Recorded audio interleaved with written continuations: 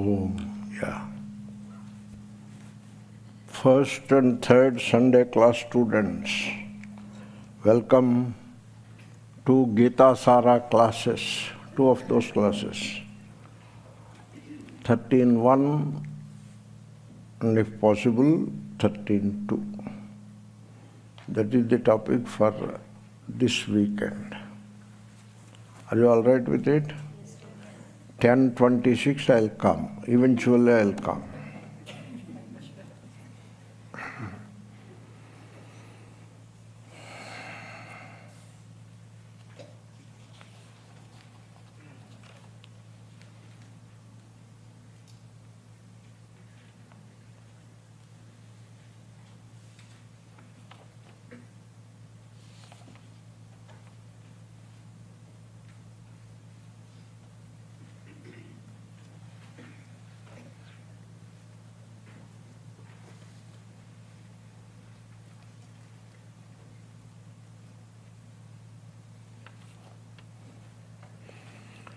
Om Shri Gurubhyo Namaha Harihi Om Shruti Smruti Purananam Alayam Karunalayam Namami Bhagavad Pada Shankaram Narayanam Namaskritya Naram Chaiva Narottamam Devim Saraswatim Vyasam Tato Jayamudirayet Shri Bhagavan Vacha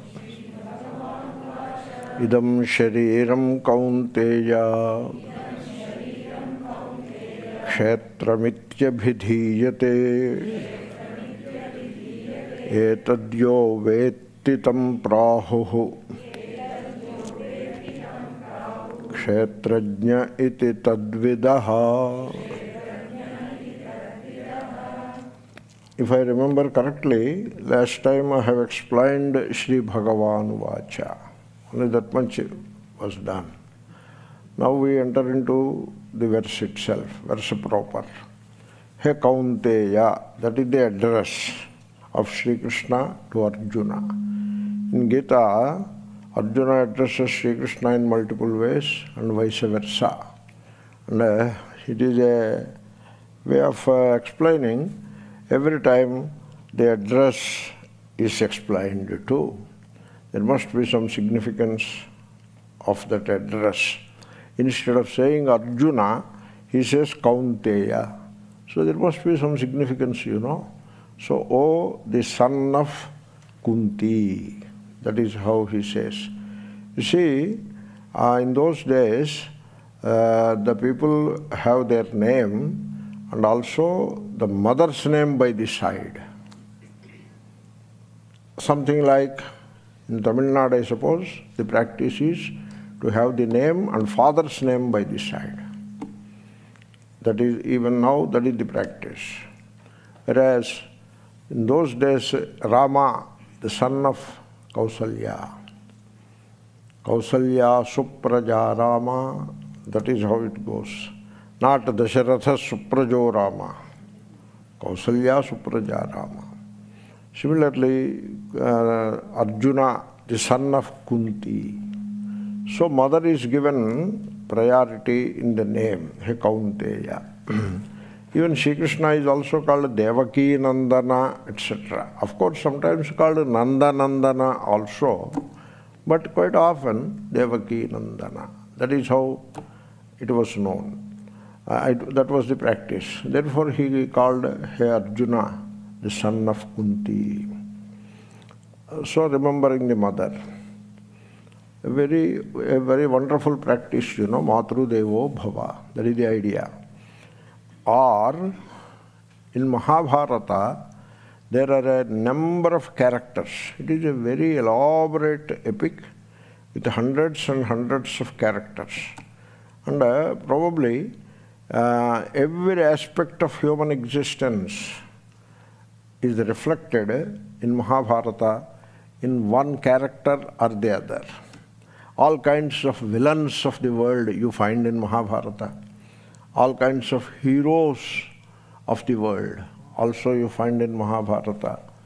And all characters that the human existence can throw up have a reflection or have a representation in Mahabharata. So Kunti is one such unique character. She stands out among all men, women as well as men of Mahabharata as the one with maximum dispassion in life. She was passionately dispassionate in life. The kind of dispassion, vairagya, that she exhibited in her life is very unique. She was the queen along with Pandu. When Pandu left the kingdom, he gave it up and went to the forest. He was the emperor. But then he said, enough is enough, handed over to his brother, Dhritarashtraha, and he himself went into the forest like an ordinary person. And Kunti followed him into the forest. He died in the forest. Then Kunti took care of her own 3 children and the 2 children of the second wife of Pandu. Pandu is married to 2 women. The second woman's name was Madri. And so Madra, the princess of the Madra kingdom. And so her 2 sons, Sahadeva, Nakula and Sahadeva, 3 plus 2, 5. It was the job of Kunti to take care of them in the forest. They were living in the forest. Then she found living in forest is not easy with these kids. They have to be educated, you know. In forest, what education will be there? Therefore, she traveled with these kids. In those days, travel was not easy, and there was no vehicle to travel. By foot, she traveled, finding out the way from people who occasionally meet in the forest paths, and she arrived at the capital city, Hastinapuram. And there, Bhishma, Dhritarashtra, they were all stunned to see her coming as a widow, coming back as a widow, because Pandu is no more. Then, of course, 5 children. So she was given a place to live and all that. Proper respect was given to her. And Bhishma has taken care of her and the 5 children. Bhishma. The credit doesn't go to Dhritarashtra. Dhritarashtra went along with it, but Bhishma was in charge in those days. And so he took care of the children and Kunti. Then Dharmaraja became the king. Then Dharmaraja went to the forest again. For a short while he was the king, and Kunti was the Rajamata, the mother of the king, for a short while. Then Dharmaraja lost the kingdom thanks to Duryodhana's tricks and chicanery or whatever. And so Dharmaraja repaired to the forest one more time. At that time it was husband, now it is the son. Then she need not go to forest. She lived not in the palace. She can live in the palace.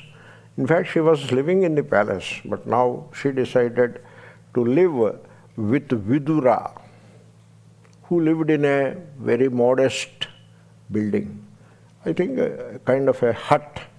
That is where Vidura lived by choice.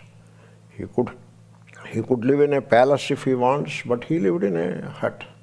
And then that is how they were living in simple way. And Kunti joined him, lived with him, did not live in the palace. Then Dharmaraja came back and became the emperor. Duryodhana was slain in the battle of Kurukshetra. Dharmaraja was the emperor. Then Kunti said, she lived in the palace now for a few days, not more than a few weeks. She said, I have lived enough in these cities, and she repaired to a forest. Went to live in some place like Uttarakashi. In modern times, go to live in Uttarakashi is also a town nowadays. So she went to live in the forest in a hut in the company of sages and saints, and there she died. That is her life. Very inspiring life. And hey Arjuna, you happen to be the son of such a great woman. I will see how much dispassion you have in life. Kaunteya. That is the address. Then this address is also explained in another way. Kunta. Now Kunti is over, now come to Kunta. From Kunti, Kaunteya came. From Kunta also Kaunteya can come. If not according to Panini, according to Yaskacharya it can come, Nirukta. Kunta is a very, a kind of a spear with a very sharp edge. And very sharp end. That is the kunta. So, like a needle with a sharp end, but quite big in size, not as small as the needle, a bigger thing with a sharp edge. It is called kuntaha. And this kunta, a person whose mind was very sharp, and who can understand the secrets of life readily, easily, such a person is called Kaunteya. The address is He Kaunteya. Because here it is not accumulation of knowledge. The teaching is not about accumulation of knowledge. The teaching is about learning the truth of life, the secret of life. That is the study. It is, suppose you take any branch of knowledge like calculus. So you can choose the calculus as a subject and go to a good calculus teacher, mathematics teacher, attend classes, study for a semester or two, and come out with a degree in calculus. Then you can become a mathematics teacher yourself. The universities, the colleges, etc., they will welcome you. Come, be a professor of mathematics with us. Then you can become a tenured professor. Make a good big building, get married, have children, make a life, make family, get name and fame in this society, do some charities on the side. So many things you can do. A successful worldly person, a successful person, a family person, which is same as successful worldly person in the world. One can do that. So that is how we acquire knowledge. Along with knowledge, we acquire a certificate also to support that knowledge that we have. That confers a skill upon us, the skill of teaching, or the skill of piloting an aeroplane, or the skill of driving a locomotive, or the skill of repairing an engine, or creating a new engine like Boeing, etc., or the skill of treating disease. All these are skills. But all these are considered as knowledge. It is not about using the word. You can use the word in any given context as long as you know the significance of the word. It is not my contest against the word. You can use the word. But strictly speaking, these are all skills. They are so much skills, not so much knowledge, really speaking. But now, like, I can give a lecture on Vedanta, another skill. That is also a skill. Professional Vedanta. So you are a good scholar of Vedanta and give a wonderful lecture on Vedanta, on Gita, etc. So even Vedanta becomes a skill. Now, what is a skill is called knowledge. Now, there is a Atma Jnanam. One knows oneself. That is also called knowledge, self-knowledge. And now there are so many branches in this branches of knowledge in the world, and you train yourself in one of those branches, and that is also called knowledge. Therefore, now what happened is the distinction between the two is lost. Are you with me? In the same page? Good. The distinction is lost. Then you may ask, is there a distinction? Yes, there is a distinction. So, a person may be very highly qualified in a branch of knowledge, maybe science or humanities, but he may not know anything about life. So much so, He cannot even keep a good relationship going with a spouse or a son or a daughter, because life is relationship. There is no life without relationship. And then relationship not only with people, but also with the things of the world. So, with wealth, money, people, they have wealth, but they don't know how to handle this wealth, how to relate with wealth, they don't know. And therefore, they go in the wrong track, and they ruin themselves in a short time. So, it happens again and again and again. Because the person, he doesn't know anything about life. He is very knowledgeable, highly skilled, very successful in the world, but just doesn't know the secret of life. Therefore, there is a thing called life, and there is a wisdom called the wisdom about the secret of life. That is wisdom. And now you have reserved the word knowledge for all the skills of the world, which can make you a very worldly and successful person.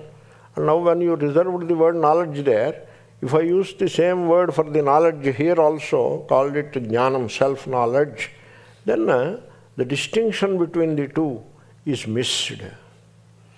And when that distinction is missed, you miss everything. You may be very successful in the world, but in life, people are a failure. They end up in the old age, as they grow old, they end up as unhappy people. People are unhappy because they know all about one or more of these branches of knowledge. They know all about wealth and pleasures, but they don't know the secret of life. They don't have a clue about what is life, what is the relationship. They just don't have a clue about all that. Even after studying books of Vedanta, one can still remain without a clue about the secret of life. Even that is possible, which we call professional Vedanta. Sometimes I used to call, recently I did not call it, suddenly I remembered, we call it country club Vedanta. So, this distinction, one is knowledge, the other is, if I have to use a different word, I am obliged to use a different word, because knowledge is already reserved and overused.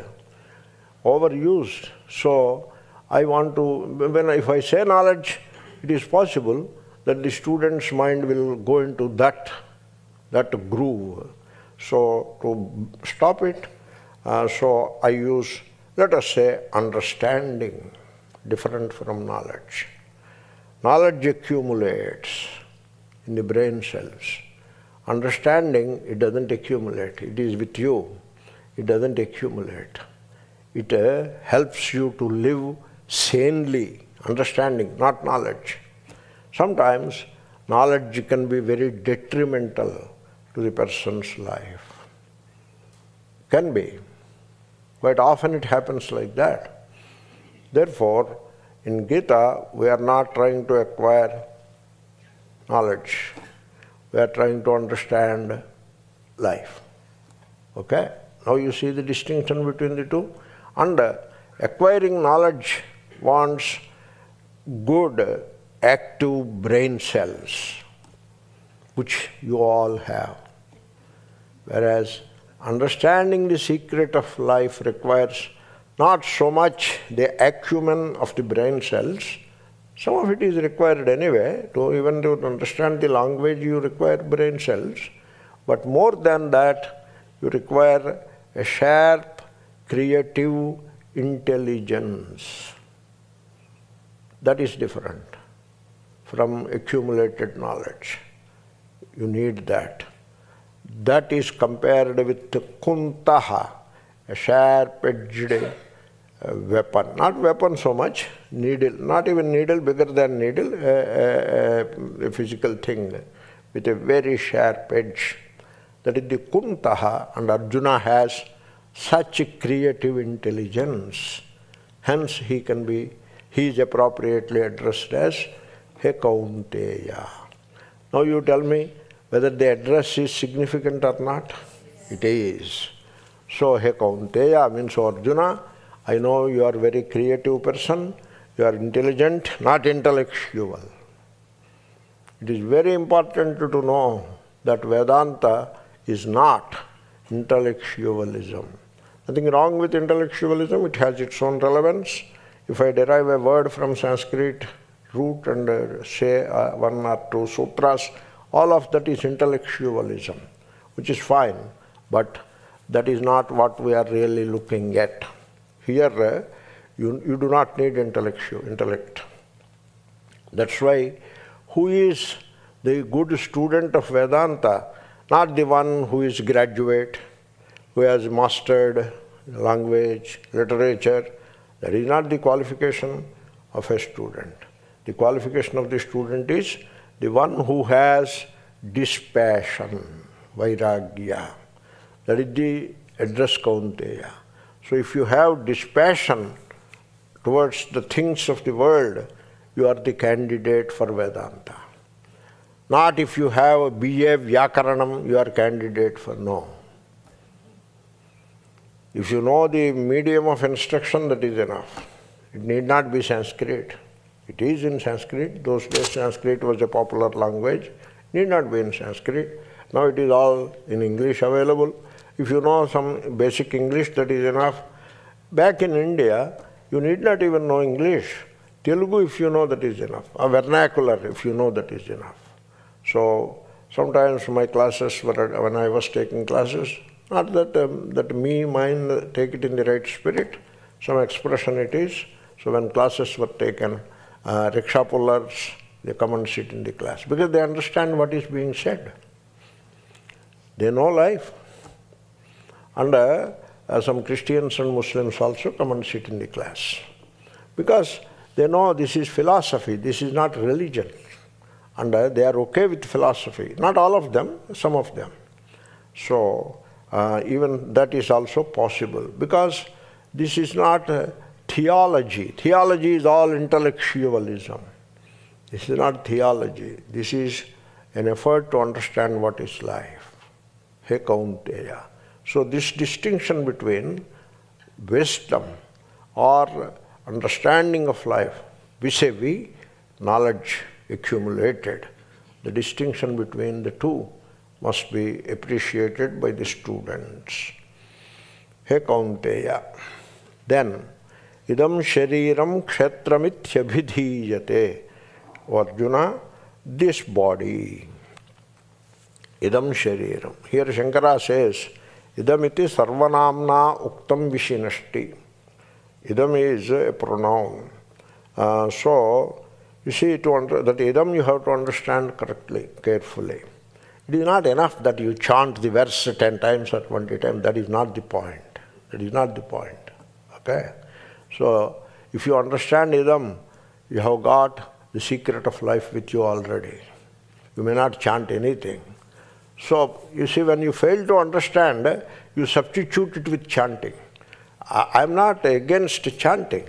I am asking, you want to learn the secret of life using the text, or you want to chant it?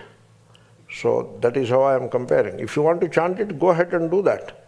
And I too chant the way I like to chant. I may not chant exactly the way you chant, but I chant in my own way. But the point is not chanting. The point is understanding the secret of life. Is that distinction important? Yes. I feel even that distinction is also important. Otherwise, the Murphy's law will apply. There is a Murphy's law, which is a thing will go wrong if it can go wrong. Therefore, if there is a possibility of mistaking chanting with understanding, then people mistake chanting with understanding, which it is not. Idam. In our life, entire life, there are two experiences, anubhava. In Sanskrit, we use the word anubhava, and I am putting it in English, two experiences. One is idam anubhava, and the other is aham anubhava. Only two. No three.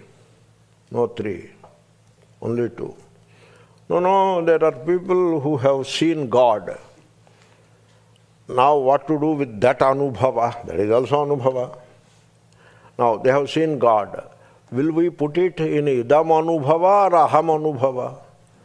If you put in idam anubhava, then it becomes a dualism. God becomes a this.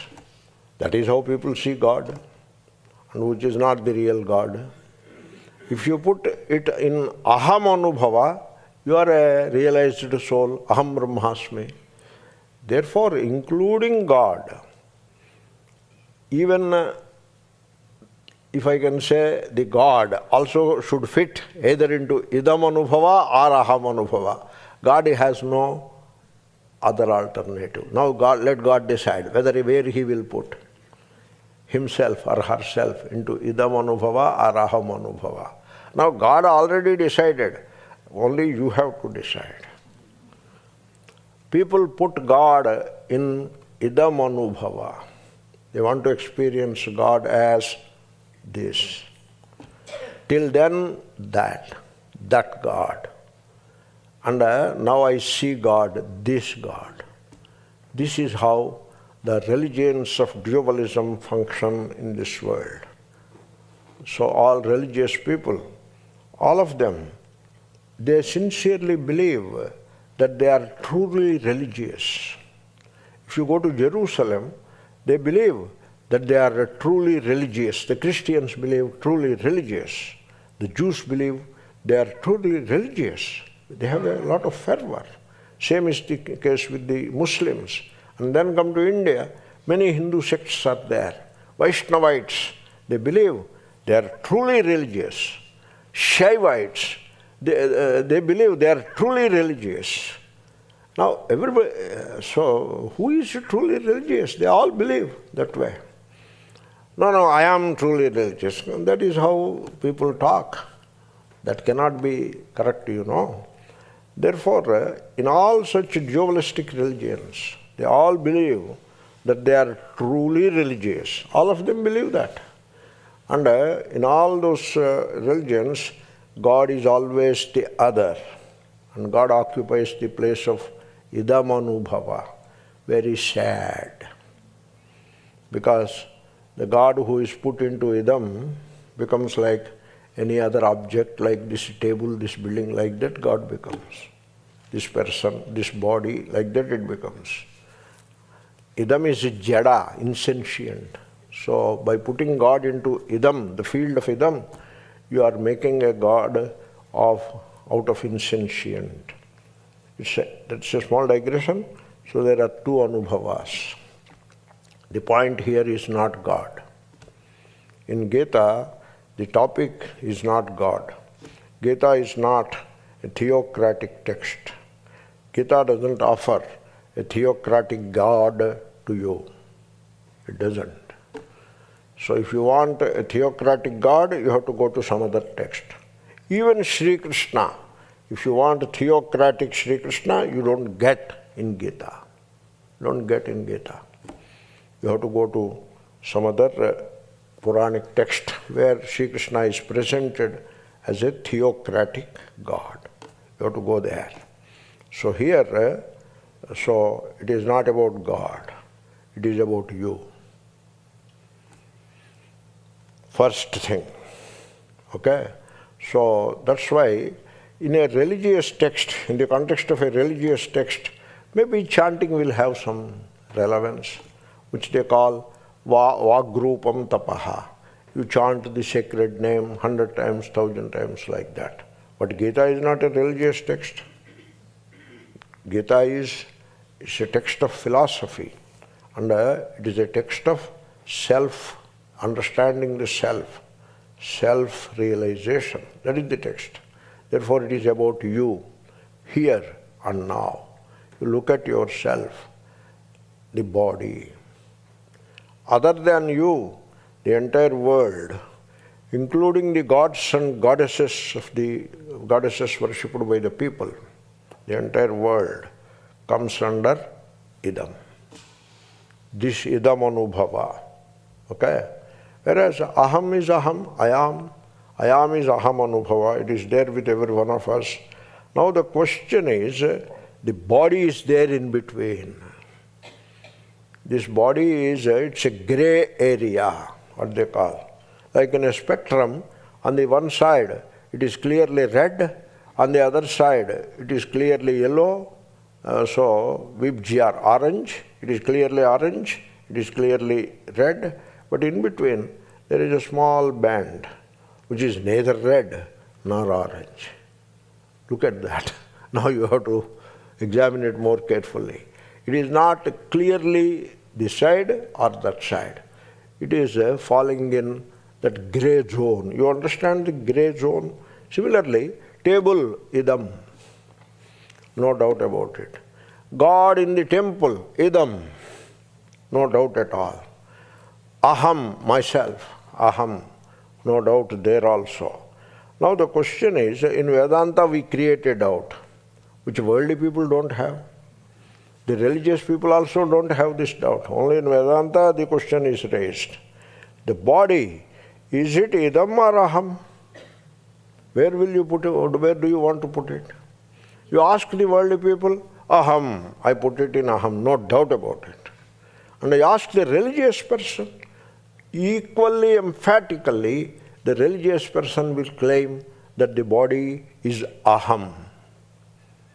They do a sankalpa also. Karma karishye. I will do this karma, this ritual. Who? Aham. So who is doing karma? The body does the karma. Jadapradhanam karma. Karma is predominantly performed by the insentient apparatus. The mind, thought, resolves to perform the karma. Mind is insentient. And the organs of action perform the karma. The body performs the karma.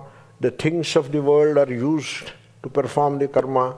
Or the entire thing, even you can take it one more step if you wish, the whole blessed gamut, the entire thing is insentient.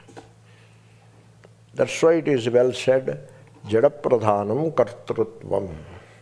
Therefore, you identify with the insentient and you create an aham out of that identification with the insentient and say, I do this karma. Therefore, even a ritualist means a religious person, identifies with the insentient, and for him also aham is the body-mind. Therefore, this body, mind added, starting with body. But eventually Sri Krishna expands the scope of idam and includes mind also. Third, fourth verse only it happens in the chapter. Therefore, this body, mind has added to begin with body. Let us stay with body now.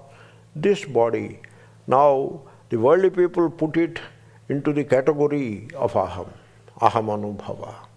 The religious people or religious mind puts it as aham. Where do you put?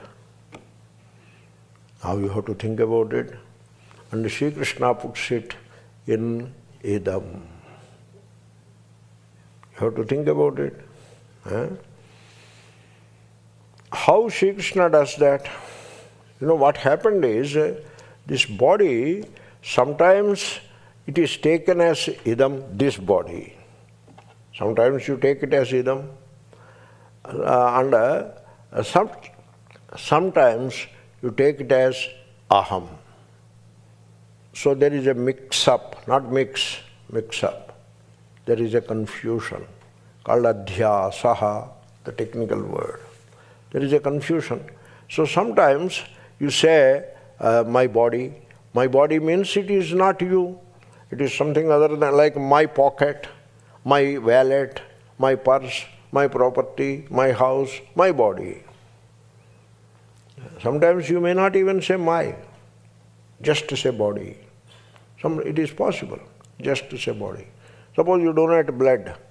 Before donating the blood, it is my body. After donating, it is sitting in a sachet, in a small plastic bag. You don't call it me. Certainly you don't call it me and you don't call it mine also. But still it is the body, same body. Therefore, when it comes to the body, you sometimes say aham anubhava, sometimes you put it in idam anubhava. This is called confusion. Because aham anubhava and idam anubhava are like a dipole. They are diametrically opposite.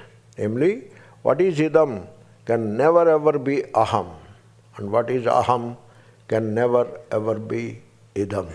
Whereas now you come to the body, there is a problem.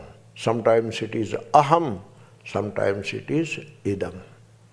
Now this is not knowledge, this is understanding, this is wisdom.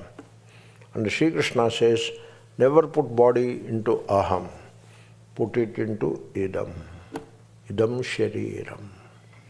Are you looking for completion of the verse? Should I complete the verse? Not necessary, right? Suppose I complete the verse and go to the next verse. Or let us chant the entire 13th chapter, we can do that. Therefore, let us examine what Sri Krishna is trying to say. Idam. There is a general rule, a general rule. It comes in Brahma Sutra Bhashya and all that, in Adhyasa Prakaranam it comes. Wherever you have such a grey area, and you are not sure whether it is idam or aham, because sometimes it is parading as aham, sometimes it is taken as idam. Now the blessed thing, is it aham or idam? And whenever there is such a doubt to you, the thumb rule is, even if it has an element of idam, some idam in it, an iota of idam, means you may call it idam only one time, 99 times you may call it aham. That is what people of the world do it. 99 times they call it aham, but one time they call it idam. Enough. The element of idam has crept into this aham. It is no more aham, it is idam only. It can be aham only when not even an iota of idam is in it. And you cannot say that about body, because sometimes it is taken as idam. Therefore, idam is the right one and aham is the wrong about body. So, you have to investigate the very idea of body. Idam shariram. Why do you call body shariram? So I have a tikakara here. So shiryate iti shariram. It disintegrates. In the present tense, it is disintegrating. So here tikakara says idam pratyakshadi pramanaihi upalabhyamanam ityarthaha.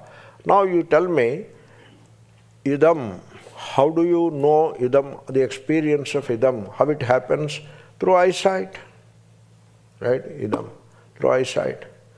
Now, you look at yourself, aham. How aham anubhava happens? Did you ever pay attention to that? Aham anubhava. Does it happen by eyesight or by hearing? No. Maybe first thought. Because of thought, aham anubhava happens, that is also wrong. There was a philosopher like that called Descartes. He said, thought is the origin of aham anubhava. He said that. But he was contested. That was not accepted at all. The moment you mention it, it is gone.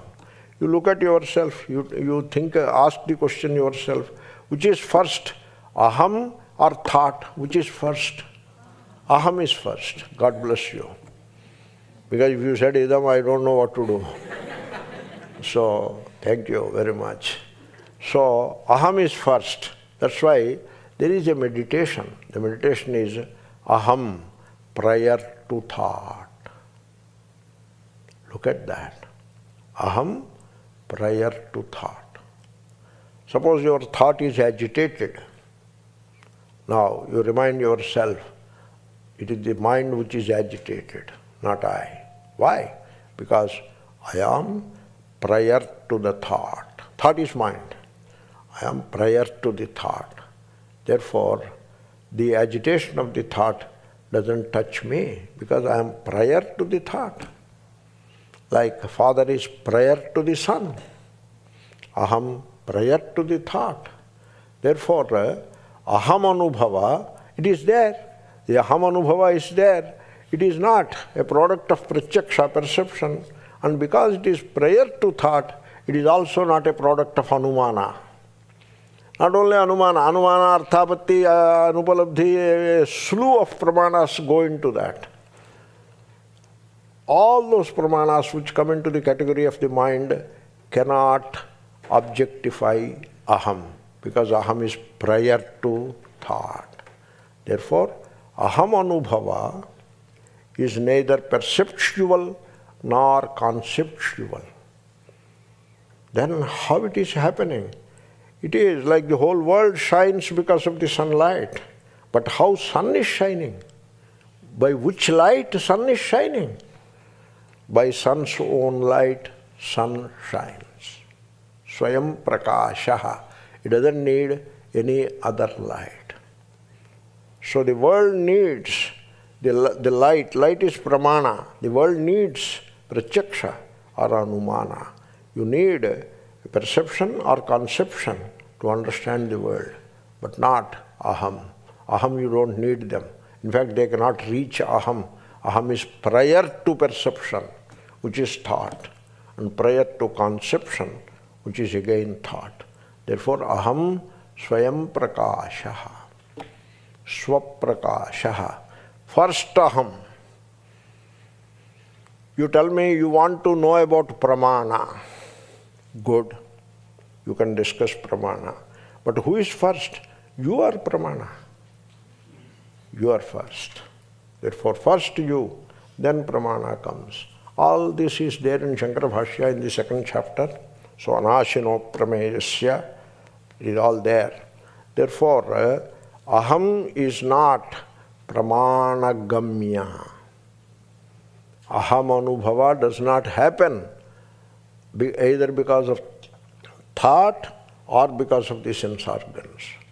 It is self-shining, swayam prakashaha.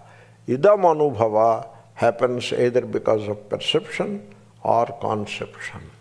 Now you apply this principle to body. Body is, it comes under pratyaksha pramana. You see body with the eyes. And you feel the body or you sense the body with the sense of touch. Therefore, body is something which is perceived.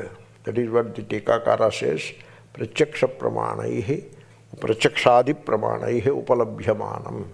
So, therefore, body is pramana gamya, aham is aprameya. Are you following? They are like diametrically opposite. And therefore, you cannot put body into aham. This is a very important thing. Why I pay so much attention on this? There is a reason for it.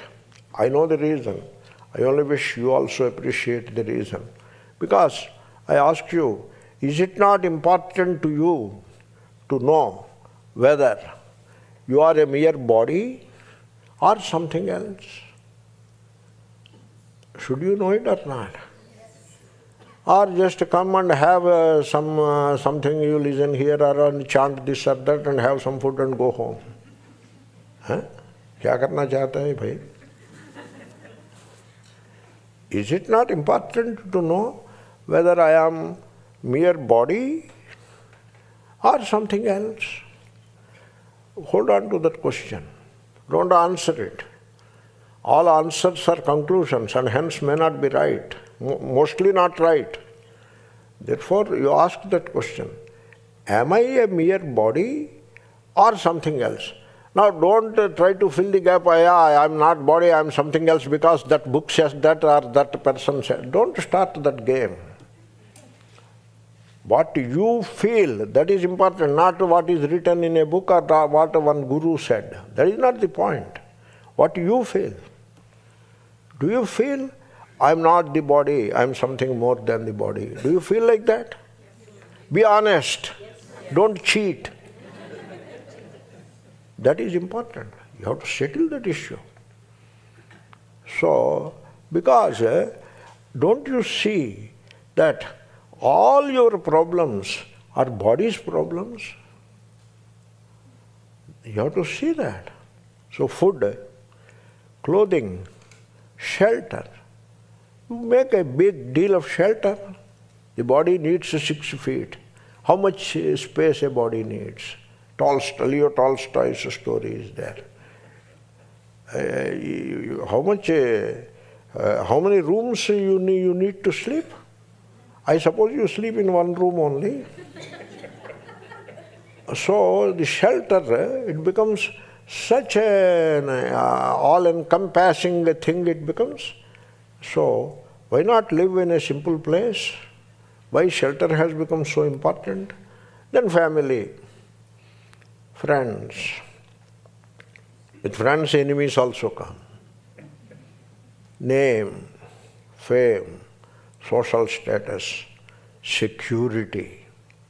We want security. What is it that you want to secure? You want to secure the body? Then survival. People want to survive. They perform rituals to survive longer. Can you survive longer by performing ritual? Is that the purpose of the ritual? To survive longer? I live another 5 years. That is the purpose of ritual? Yes, that is the purpose. That is what they say. Now, they say anything, you are willing to listen. Therefore, all these things, including survival, I do not survive, I am, timelessly. What do you mean by survival? What do you mean by living longer? I don't live, I am life itself. Not even life, I am the very origin of life. I don't live, the body lives and the body dies. Therefore, all these issues, they lose their meaning the moment you realize, only this much you realize, that you may not be a mere body. Don't come to big conclusions, just this much. I may not be a mere body. Examine that, dwell over that. I may not be a mere body. Maybe I am something more than the body. See what happens. That is wisdom. Therefore, all you need is to get rid of this tendency to define yourself. Everybody wants to define himself or herself, forgetting that all definitions apply to the body only. You say you are a New Yorker. Are you the body? You must be the body to be a New Yorker. So, I say a whole list I don't want to repeat, you must have heard also. You say you are a Hindu, you are a Christian, you are a Muslim. All of that is body, I suppose. And also, this question you have ever raised, why do you believe in a particular God the way you believe? Why? There must be some reason. The reason is because your parents believed so. What a great reason it is. And also, if you don't believe the same way, your parents and grandparents in particular will rebuke you. That is another reason. 2 great reasons you got. So, I have a feeling that you believe in a particular way only because of your identification with the body. Because you are identified with the body, therefore you have a set of parents, they believe in a particular way and you believe that way. You see, this body thing goes very deep into our lives. Therefore, once this obsession with the body goes,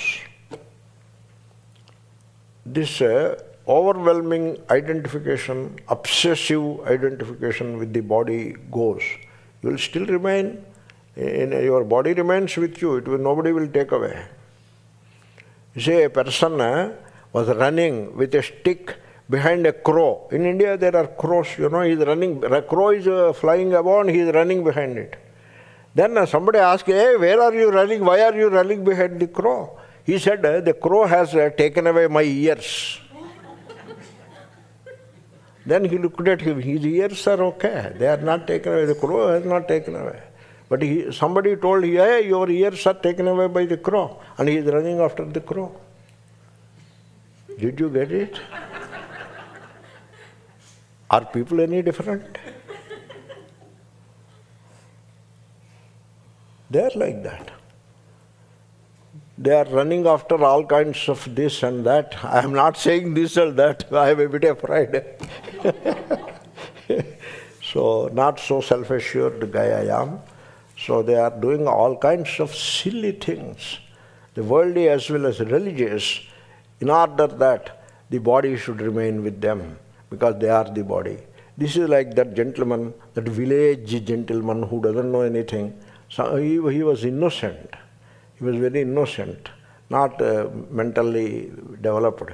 And somebody wanted to make fun of him and said, hey, the crow is taking away your ears. And then, oh, my ears, he started running behind the crow. You check the ears. So people are no different. I have a feeling that I have given a very good example. I don't know how you feel about it. God bless you. So people are no different. People are just that. So you have to investigate this notion, this obsession with this body. So when you stop identifying with the body, you revert to your natural state, ahamasmi. That is the natural state, ahamasmi, I am. Self-shining, awareful being, that is what I am, ahamasmi. That is the natural state. We lost it. Very sad that we lost our natural state. And once you stop identifying with the body, you revert to the natural state effortlessly and spontaneously. So, what you have to do is, idam shariram. Correct your attitude towards the body, to your body, not somebody else's body. People are very cunning. My body is myself, but somebody else's body is not himself. So, correct your attitude towards your body. Don't worry about other bodies and other persons. Leave other people for a while. Leave them for a while. I am not concerned with anybody else for a while.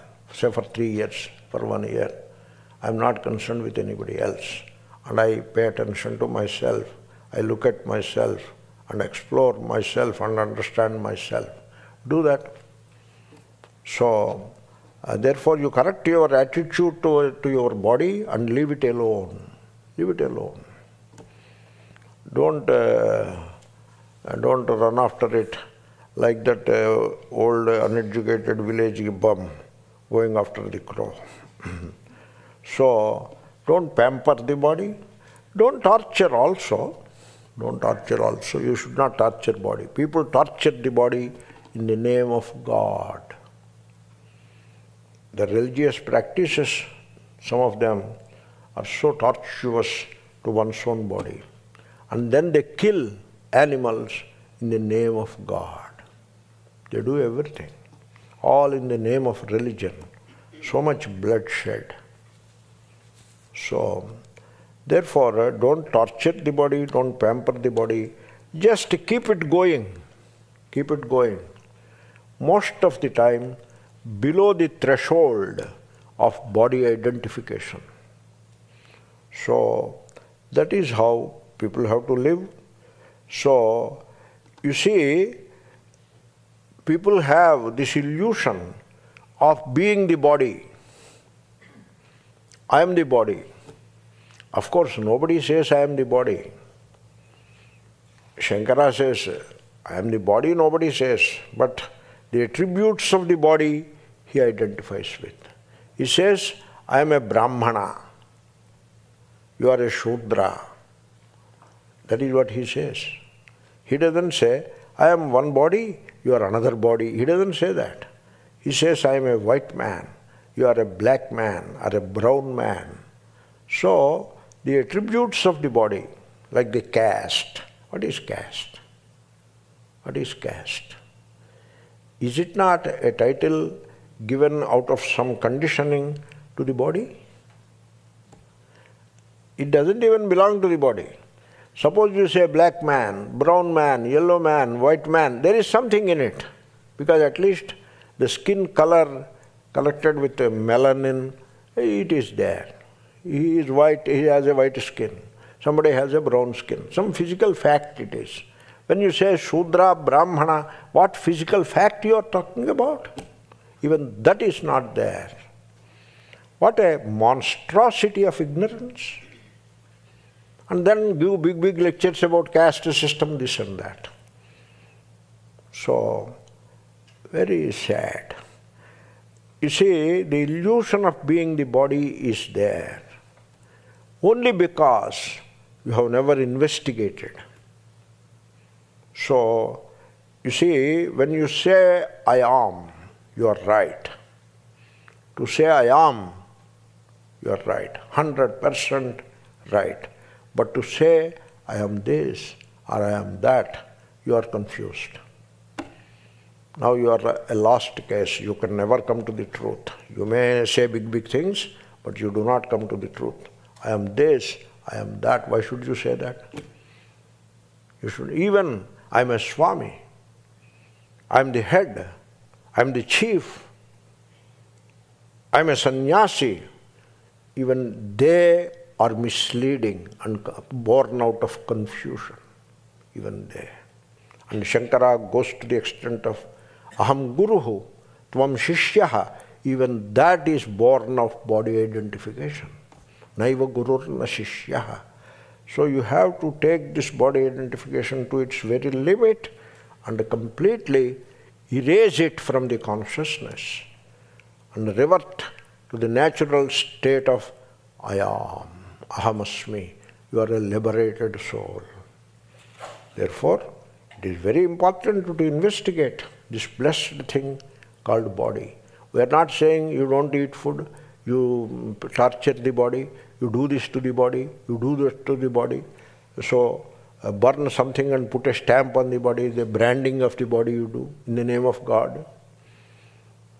Or do this or do that. We are not saying all that. We are people of investigation. Atma Vicharaha, that is what we are. So, we do not even claim as Atma Jnani we are. The one who says, I am Atma Jnani, he doesn't know what is Atma. There is only Atma Jnanam. There is no Atma Jnani. Therefore, we are people of investigation. We want to investigate, inquire, question, examine. That is what we do. And we do it beginning with body. Idam shariram. Let us say, Idam shariram kaunteya kshetramitya bhidhiyate. So, the second half and the remaining I will finish in the next class. Etad yo vettitam prahuhu kshetrajna iti tadvidaha. Om Purnamadav Purnamidam